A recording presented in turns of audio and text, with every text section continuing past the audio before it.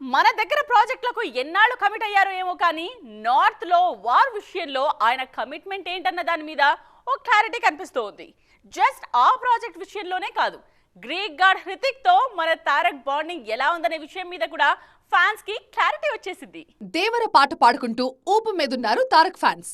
అయితే అంతకన్నా ఊపు తెచ్చిన విషయం సోషల్ మీడియా వేదికగా జరిగిన హృతిక్ అండ్ తారక్ కాన్వర్సేషన్.